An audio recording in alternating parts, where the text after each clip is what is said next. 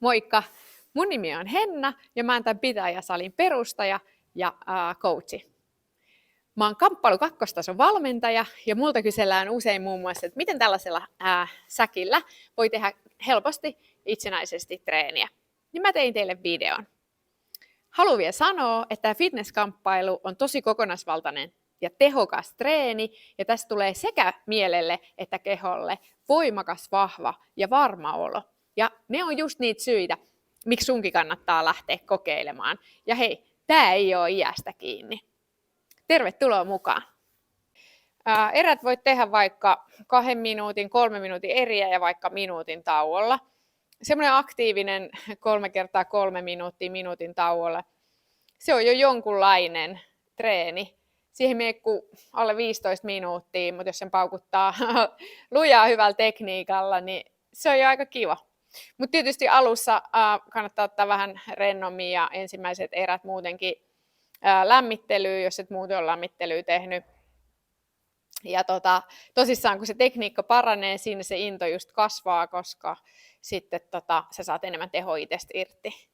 Eli paremmalla tekniikalla pystyt vetämään itsesi niinku ihan finaaliin tosi pienelläkin määrillä, jos siitä tykkää. Ja lähdetään tekemään ensin tupla etusuora vaikka. Mä ajattelin, mitäs mä nyt teen? Tämmönen kiva pam pam. Siinä on tämmönen tupla. Pam pam. Tupla etusuora.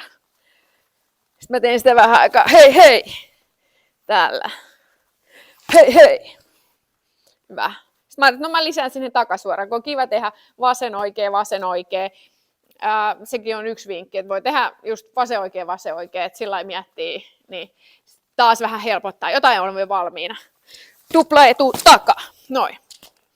Täällä käyskentelee ja tupla etu taka. Hyvä. 3. vinkki voisi olla just se, että se koko erän, kun sulla pyörii se kello, niin pidät sen saman otteluasennon ja saman päkiäasennon ja saman polvien pehmeyden ja sen saman pienen liikkeen. Ja silloin sulla tulee se koko erä siitä, ei vaan ne tekniikat. Sitten sä oot tehnyt töitä sen koko erän. Mietit sitä asentoa, tässä mietit sitä asentoa. Nyt mä lähden taas. Tupla etu taka. Sitten mä vedän sinne 3. Tuli tommonen. Alakoukku. Tupla etu taka. Alakoukku tonne vartaloon. Sitten taas käyskentelen. Pam pam pam pam. Sitten taas käyskentelen täällä.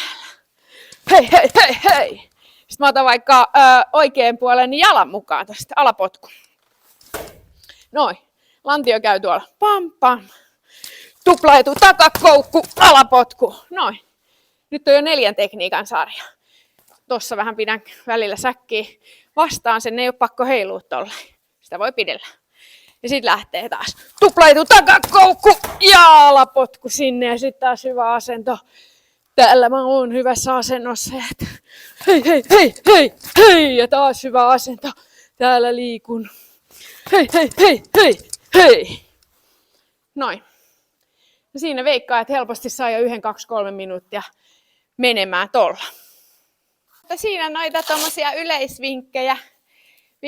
Eli kello 2-3 minuuttia per erä minuutin tauoilla. Ja sitten lähtee vaikka tekee yksitellen tekniikkaa ja lisää aina jonkun ja aloittaa sitten alusta. Tai sitten vasen oikee ja niin edelleen. Siinä jotain sulle ja ota yhteyttä, jos tulee kysyttävää ja tule tunnille harjoittelemaan. Moikka!